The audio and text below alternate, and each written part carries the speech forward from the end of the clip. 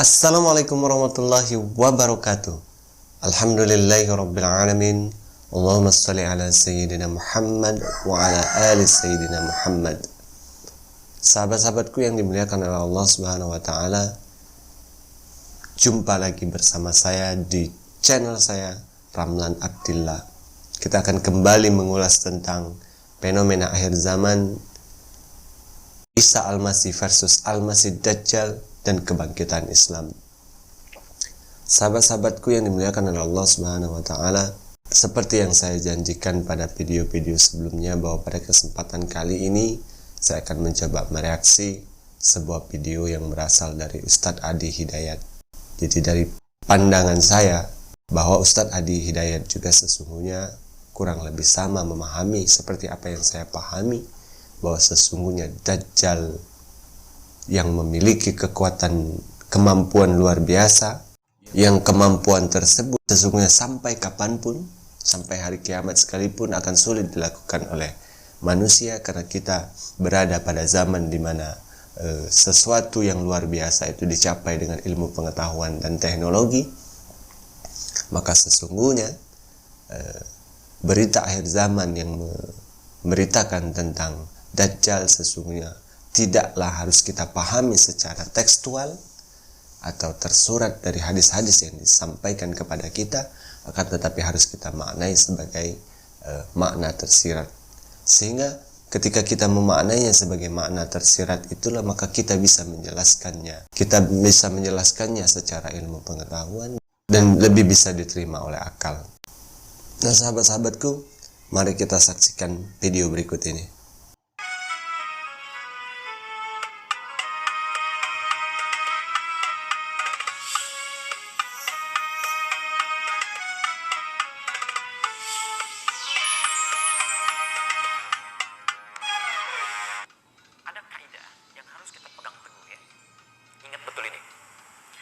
Pernyataan Al-Quran dan hadis itu tidak mungkin keliru, kapanpun, dimanapun, dan dalam keadaan apapun.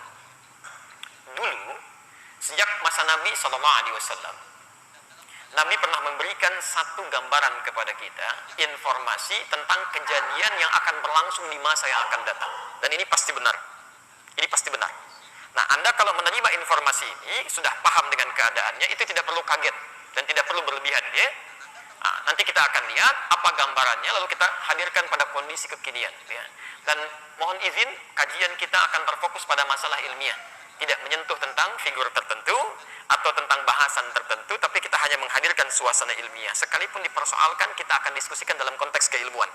Jelas, ya? Baik, kita mulai dengan hadis riwayat Muslim.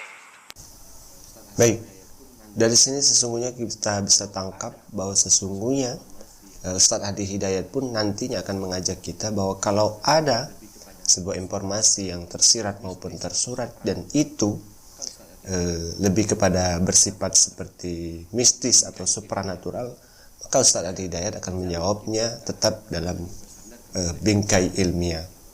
Sehingga di zaman kita sekarang ini, zaman yang bersandarkan pada ilmu pengetahuan dan teknologi, maka sesuatu yang mistis dan supranatural itu sesungguhnya masih bisa juga dijelaskan secara ilmiah. Kita lanjutkan. Karena konon ada yang protes kalau menggunakan terjemahan, ya, berbahasa Indonesia itu dipersoalkan. Baik, ya. Jadi mushafnya harus menggunakan yang asli, kita pun ambil hadisnya yang asli, tidak menggunakan hadis terjemahan. Kitab asli hadis Sahih Muslim, ya, masih berbahasa Arab, terbitan Darul Hadis, cetakan tahun 2002.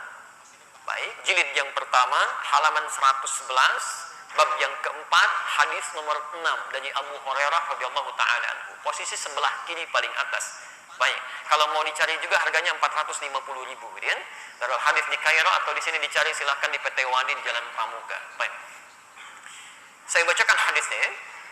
An Abi Hurairah radhiyallahu taala anhu qala, hadis riwayat sahabat Abu Hurairah, semoga Allah memberikan ridhanya kepada beliau menyampaikan. Perhatikan kalimatnya. Qala Rasulullah sallallahu alaihi wasallam. Satu kali Rasulullah sallallahu alaihi wasallam pernah bersabda. Fokus dalam kalimat ini, kita akan temukan gambarannya. Sayakunu fi akhiriz zamani dajjaluna kadzabun. Akan nampak di akhir masa nanti, di masa yang akan datang nanti, kata Nabi, Jadi ini situasi disampaikan di zaman Nabi, memberikan gambaran di masa nanti Anda akan mendapati situasi seperti ini. Dajjaluna kadzabun, para pendusta. Hati-hati ya, para pendusta.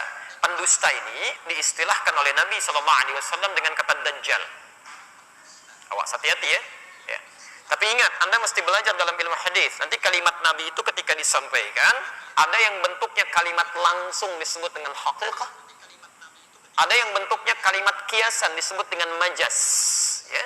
Kalau kalimat langsung biasanya pada hal-hal yang sifatnya penting, ya tidak memerlukan banyak tafsiran karena akan dilakukan dalam bentuk ibadah. Seperti sholat, itu kalimatnya kalimat langsung biasanya. Ya, angkat tanganmu ketika bertakbir. Al-Bukhari nomor hadis 715. Angkat tanganmu sejajar dengan bau hadwaman kifaihi. Ya kan? Atau angkat tanganmu sejajar dengan daun telinga. An-Nasai nomor hadis 1101 seperti ini. Kemudian simpan di dada, letakkan telapak yang kanan di punggung yang kiri. An-Nasai nomor hadis 886. Semuanya langsung. Ya. Sehingga jelas, tidak ada penafsiran lagi. Angkat dan letakkan langsung, tidak memberikan celah kepada kita untuk menafsirkan. Karena itu kalau ada bahasa yang langsung jangan ditafsirkan lagi. Ya. Kami punya koleksi, alhamdulillah ada 1235 kitab hadis. Ketika dalam pembahasan salat mengangkat tangan seperti ini, baik yang di sini ataupun yang di sini, itu kalimat nabinya langsung letakkan, tidak ada gerakan lain. Bahkan jangankan dalam kitab hadis sahih, dalam kitab hadis paling palsu pun itu nggak ada gerakan lain. Ya. Misal Anda gak enak tiap hari kiri. Bagaimana kalau kanan dulu dimasukkan? Kanan ke sini, kemudian kiri dimasukkan, ditutup ya. Nah, jadi jangan terlampau kreatif ya. Kalau petunjuknya sudah jelas, maka cukup ikuti itu, jangan mencari-cari yang lain. Jelas di sini? Baik.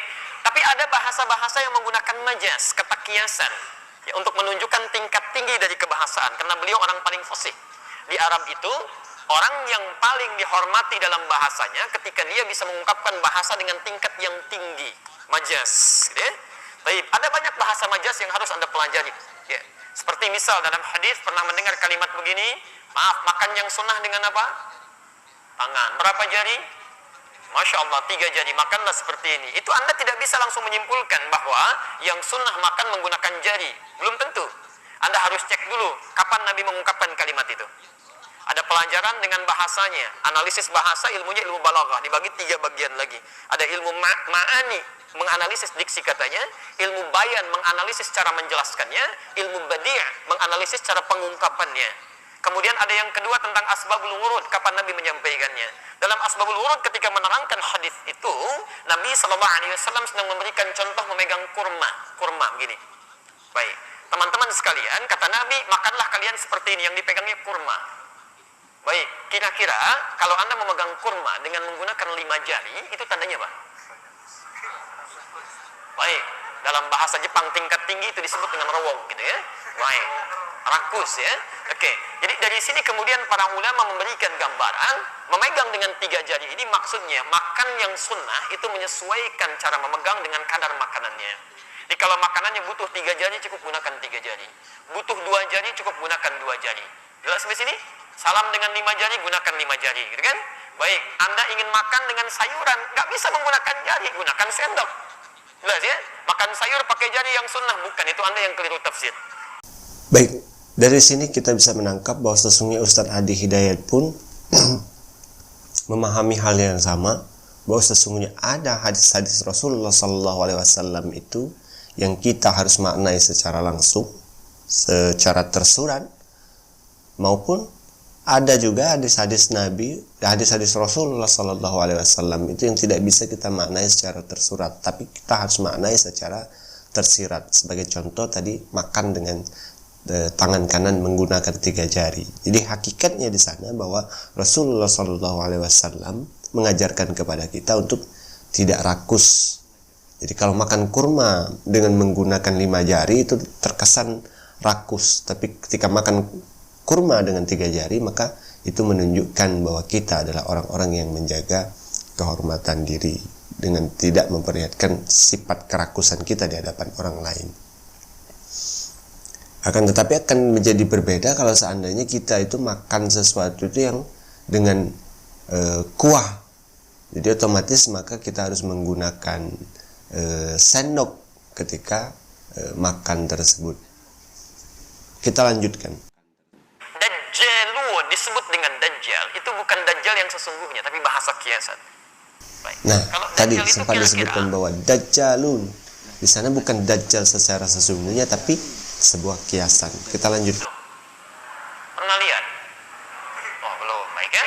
Tapi kita pernah dengar informasinya, dia banyak menipu gitu kan.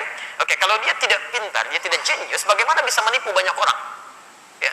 Awas, yang sekarang yang banyak menipu itu dengan macam-macam yang kemarin telah kita bahas itu masih biasa. Dajjal itu nunjuk ke langit, hujan turun. Ya. Yang tadinya kemudian subur, kering, jadi kering. Itu Dajjal, itu banyak orang tertipu kan. Jadi ingin ditunjukkan sifat Dajjal di sini dengan sifat kepintaran. Seakan-akan Nabi ingin mengatakan akan muncul di masa nanti orang-orang pintar.